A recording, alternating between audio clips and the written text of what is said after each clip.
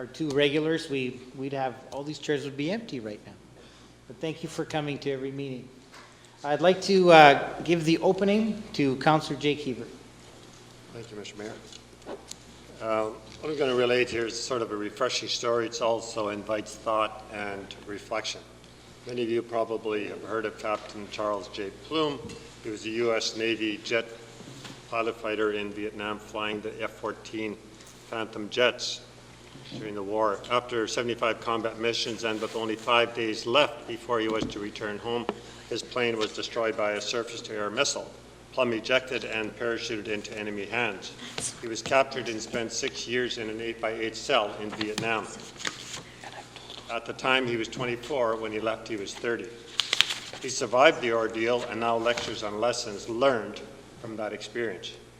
One day when Plum and his wife were sitting in a restaurant, a man at another table came up and said, "You're Plume. You flew the fighter jets in Vietnam from the aircraft carrier Kitty Hawk. You flew jet fighters in Vietnam from, you were shot down. How in the world did you know that?" asked Plume. "I packed your parachute," the man replied. Plum gasped in surprise and gratitude. The man pumped his hand and said, "I guess it worked." Plum assured him, "It sure did. If your chute hadn't worked, I wouldn't be here today." Plum couldn't sleep that night, thinking about that man. Plum says, "I kept wondering what he looked like in a Navy uniform. A white hat, a bib on his back, bell-bottom trousers. I wonder how many times I might have seen him and not even said, 'Good morning, how are you?' or anything, because, you see, I was a fighter pilot and he was just a sailor." Plum thought of the many hours the sailor had spent at the long wooden table in the bowels of the ship, carefully weaving the shrouds and folding the silks of each chute, holding in his hands each time the fate of somebody he didn't know. When I lived in Mitchell, I had a neighbor who parachutes. I believe by now he's jumped over 2,000 times. He owns in the neighborhood of 30 different chutes. Different chutes, by the way, they're manufactured, their size, shape, different functions. Some of the chutes may take you 2 miles in one direction and then take you back 2 miles in the other direction. And some, of course, are made to get to the ground quickly as possible, safely. My neighbor used to have his parachutes packed by professionals. Due to the expenses involved, he learned the trade and packs his own chutes. Now, Plume asks his audience when he speaks, "Who's packing your parachute?" Everyone has somebody who provides what they need to make it through the day. He also points out that he needed many kinds of parachutes when his plane was shot down over enemy territory. He needed his physical parachute, his mental parachute, his emotional parachute, and his spiritual parachute. He called on all of these supports before reaching safety. Captain Plume talks about PTSD in the military, which is around 35%. Only 4% of prisoners of war have PTSD. An interesting statistic. Sometimes in the daily challenges that life brings us, we miss what is really important. We fail to say hello, please, or thank you. Congratulate somebody on something wonderful that has happened to them, give a compliment, or just do something nice for no reason at all. As you go through this week, this month, this year, recognize people who pack your parachutes. Council work, along with the daily life chores, is not always easy. So when I reflect on Mr. Plume's story, it begs the question, who packed our parachutes today? Did we spend time in devotion, meditation, with friends, family? Who lifted us up? Or did we pack our own parachutes? Ultimately, I believe our day reflects who packed our parachute. Also, were you and I instrumental in packing someone else's parachute? If you helped pack my parachute today, I say thank you. Thank you, Councillor Hiebert. Okay, Council, we have the agenda in front of us. We've all looked through it, and I'm just needing a motion to adopt. Councillor Penner, second by Councillor Hiebert. Any comments? No? Okay, I'll call for the question. All those in favor? That is carried. Number 4, we have the minutes of August 6th, 2019 regular council meeting. Council looking for a motion to approve. Councillor Seaman, second by Councillor Penner. Any comments? Okay. Okay, we'll call for the question. All those in favor? That is carried. Do we have any business arising from the minutes? Okay, seeing none. We have no public hearings. We have no delegation today. And there are no reports and recommendations of the city manager, so we'll go directly to 9A, the accounts payable in the back of the book. Council, we've all had an opportunity to review them. Looking for a motion. Councillor Jake Hiebert, second by Councillor Bill Hiebert. Any comments? Okay, so we'll call for the question.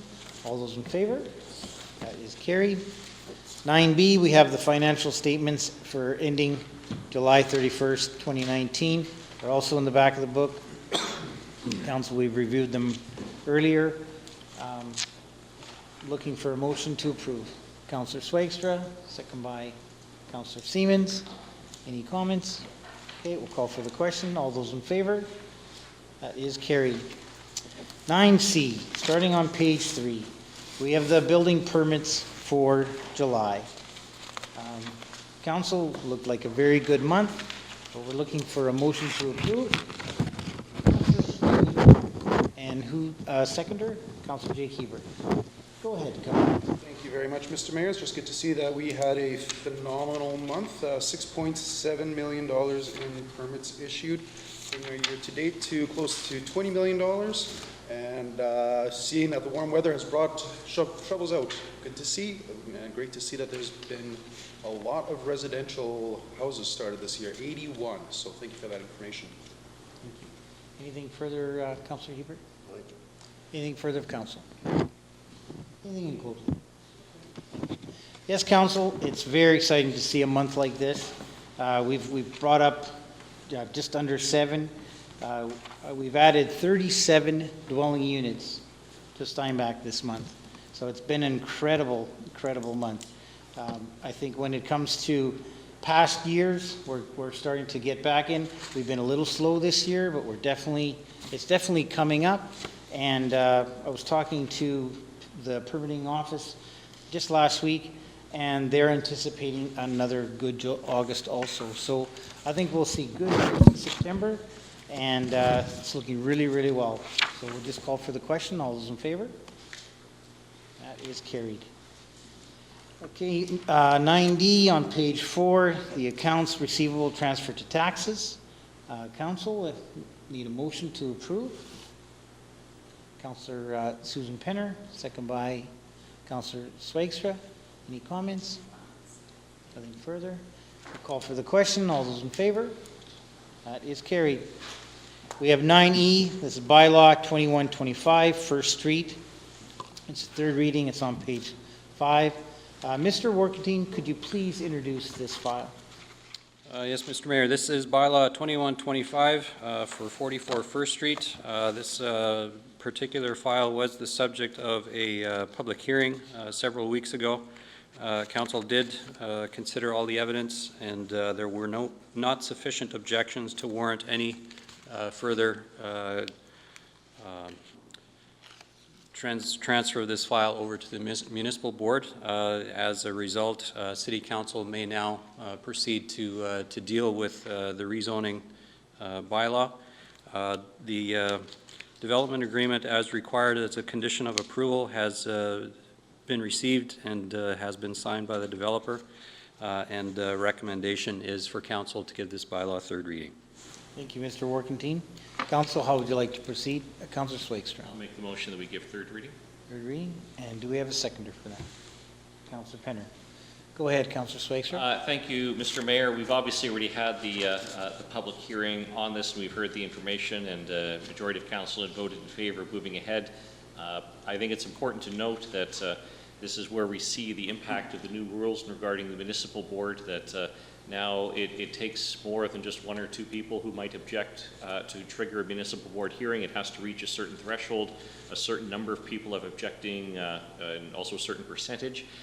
And this new process is good because it means that if there are a couple of objections, if it's not a significant number, the decision of council remains. And so we have the development agreement, and that's signed, that covers these things off. It's appropriate to move ahead. Thank you. Anything further? Thank you, Mr. Mayor. Yes, it's good to note that this is an area that is under transition. So it was predominantly family dwellings before, and now we are moving this to reduce our urban sprawl, to have a higher concentration of population closer to the downtown area. So to rezone this from low density to medium density is doing exactly that. And that's why I'm voting in favor of this. Yeah, thank you. Anything further of council? Councillor Siemens. I'll continue to vote against the motion. I think that we had it right on our official community plan and it should remain low density. I think we put a lot of effort into the official community plan, and there was a lot of discussion exactly on this area. And with the transitional area, along with from the central business district and so on, I think the transitional area with multifamily dwelling is on the north side of the street, south side. We always talked about leaving that as single family. So I think low density, there could be a duplex going in here, there could be other things, but an eightplex is, I think we had it right when we had the community plan. Therefore, I'll vote against. Anything further of council? Anything in closing? Thank you, Mr. Mayor. Just to be clear, the official community plan isn't being changed. In the official community plan, it designates this as residential, and the rezoning is from residential low density to residential medium density. There is no change to the official community plan. It's residential before, it's still residential now. Thank you, council. We will I'll call for the question. All those in favor? Opposed? That is carried. Thank you. We'll go to 9F, the variance V 2019-18, 44 First Street. That starts on page 8 of your package. Mr. Workning, could you please introduce this file? Yes, this variance application V-2019-18 was the public hearing requirement was actually fulfilled concurrently with the rezoning bylaw 2125 that council just dealt with. This was to permit an overall site width of 70 feet, whereas the RMD residential medium density zone requires a width of 75 feet. Recommendations are for council to approve this variance. Thank you, Mr. Workning. Council, how would you like to proceed? Motion to approve. Seconder? Councillor Penner? Go ahead, Councillor Penner. Thank you, Mr. Mayor. This is a variance to reduce the required site width from 75 to 70 feet. In the plans the conceptual plans that we received, the footprint of this building is not much larger than what you would see in a residential single-family home. Nearly about 400 square feet larger, I do believe. So it is also meeting the side yard setback requirements. I don't see any reason that this variance shouldn't be allowed. Thank you. Councillor Penner? Anything further of council? Okay, Councillor Siemens. I'll vote against this as well. I think a variance in this case, we've already putting a multifamily dwelling in there with a larger parking lot and more roof space. 2 weeks ago, we denied an application because of water issues on a variance as well, which was a much smaller variance than this one. Now this is a 5-foot variance, but there's going to be a lot more hard surface area. When you walk that property, in the back there is a drain in the back of the property that wasn't built by the city of Steinbach or the town of Steinbach when these residents went in. It was put in by the neighborhood because water flows to the northwest through that area. So there have been water problems there in the past. It isn't mentioned in the administration report. And by allowing this variance, now we're going to be putting more water into. There's more hard surface, including the roof and the parking lot, that could potentially cause more water issues. Not water issues on this particular property, but the neighboring properties might block the flow of water surrounding that piece of property. So I think a variance isn't justified at this point. I would like to see the builder build within the 70 feet the 70 feet there that are there, and not provide this variance. Thank you. Anything in closing? Or no, anything further? Sorry, he opened. Could I make a comment? You had your hand up first. Councillor Schweitzer. Thank you, Mr. Mayor. Just to note here, the reason for the variance isn't because the building is being built extra large and there's going to be less parking or anything, the variance is required because residential medium density requires 75 feet, and so this is to permit this to actually exist as residential medium density. The reason that we had denied that previous unrelated application was because staff specifically flagged water as being an issue. In this particular case here, we notice our staff recommendation is to approve this. And they're not flagging drainage as being an issue because clearly staff feels that this is not going to have a negative impact on drainage. They're building the same building, whether it's 70 or 75 feet. It's that in order for this to exist properly as residential medium density, we have to actually allow it to be 70 feet. So there's no change to the building that's actually taking place within this particular designation. The 8 units. Is what's planned, whether it was 70 or 75 feet. So I don't see any reason to deny the variance. Thank you. Councillor Hiebert. The applicant was aware of the concerns of the people in the area. And I find it interesting that, knowing that, he wouldn't have complied in this case. So I'm concerned that he's not really wanting to get along with the people in the area and could have made this an easy transition if he would have not required the variance. So I'm a little concerned why the applicant would have done that. Is a question of administration? Yes, go ahead. Thank you, Mr. Mayor. To administration, residential medium density.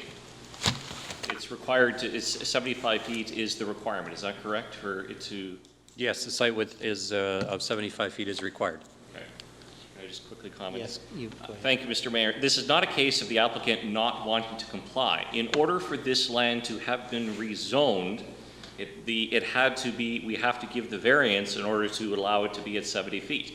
This isn't about ignoring the neighborhood or anything. We've already made the decision in regards to the rezoning. This is now the variance that makes that rezoning actually possible. Thank you. Anything further? Anything to close?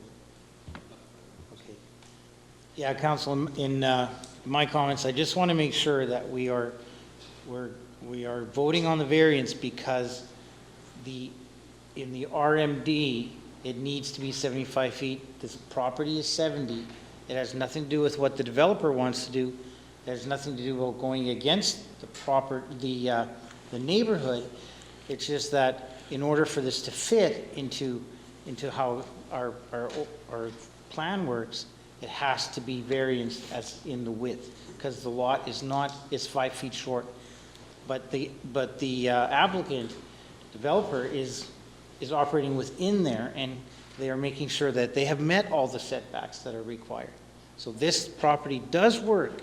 It's just that it doesn't work because it's too narrow for our planning, our official community plan. But that's why we're giving the variance, not because he's doing something wrong or he's wanting to build bigger than he can.